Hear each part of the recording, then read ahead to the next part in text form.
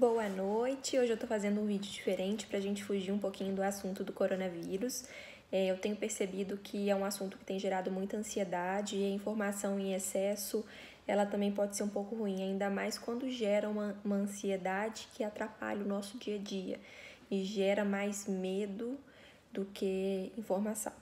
Então, a gente precisa saber sim o que é o coronavírus, as medidas de prevenção. Eu tenho até alguns posts sobre isso já, mas hoje eu vim falar de um outro assunto diferente e que veio à demanda justamente por causa do tempo maior que nós estamos passando em casa.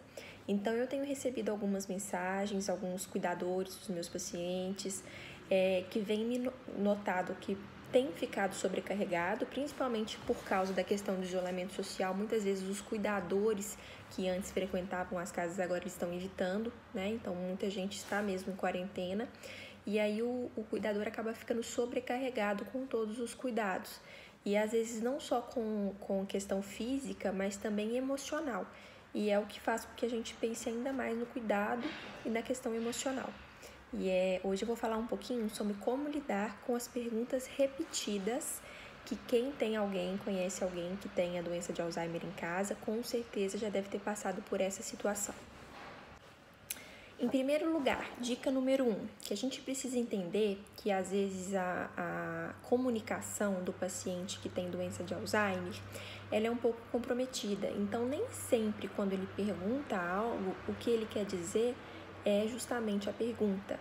Então, pode ser a pergunta repetida pode ser, na verdade, uma manifestação de uma ansiedade, de um medo, de alguma emoção, algum comportamento emocional que não esteja legal. Então, mais importante do que a gente responder a pergunta é a gente compreender o que o paciente, o que o ente querido, né, a pessoa que você está cuidando, está sentindo naquele momento. Então, muitas vezes, mais importante do que responder a pergunta é a gente passar para ele confiança, segurança e mostrar empatia que a gente está ali do lado dele. Porque se a gente se colocar numa situação, se colocar no lugar dele, imagina um turbilhão de pensamento que não está ali e a insegurança que ele sente de, às vezes, não saber nem em qual lugar ele está.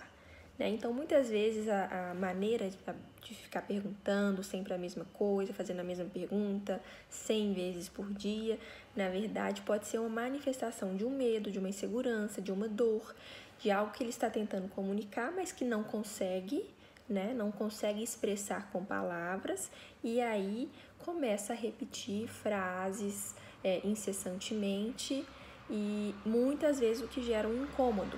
E a nossa tendência é sempre responder a pergunta. E aí vem a dica número 2. Então, a dica número 2 é justamente sobre a resposta a essa pergunta, sendo que o mais importante é a gente não se ater ao conteúdo da pergunta, porque se toda vez a gente for responder a mesma pergunta, isso causa uma exaustão para nós também. Da mesma maneira que o paciente está demonstrando que ele está exausto, que ele está incomodado, que tem algo ali que ele está querendo te dizer e que não necessariamente é o conteúdo dessa pergunta. Então, a melhor maneira da gente responder é sempre com frases curtas, palavras concisas, que sejam de fácil compreensão, tá? Até porque se a gente precisar repetir de novo, a resposta é mais fácil pra gente. E mais até do que a resposta com palavras que a gente dá, o fato de você conversar com o paciente, mas olhando nos olhos dele, às vezes apertando a mão, às vezes dando um abraço, passando segurança, fazendo com que o paciente sinta que ele pode contar com você. Porque na maioria das vezes o que ele está é inseguro e querendo manifestar esse desconforto em relação à fragilidade que ele sente. Um exemplo que é muito recorrente, que vale a pena a gente lembrar, é aquela questão: eu quero ir para minha casa.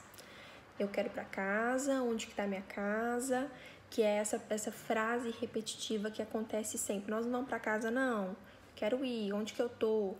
E assim, a maioria das vezes, o que a pessoa tende a responder? Você está em casa, essa é sua casa, você não está vendo ali. Tenta convencer o paciente de que ele está em casa. Isso não funciona.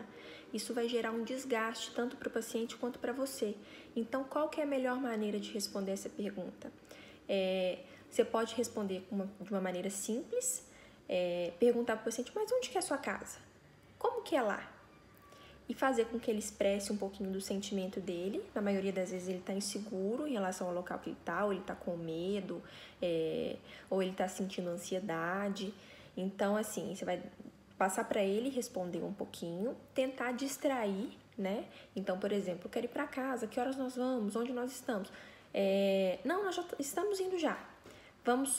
Espera só um pouco. E muda de assunto, às vezes prepara algo para ele comer, para ele se alimentar. Em relação à comida, a mesma coisa.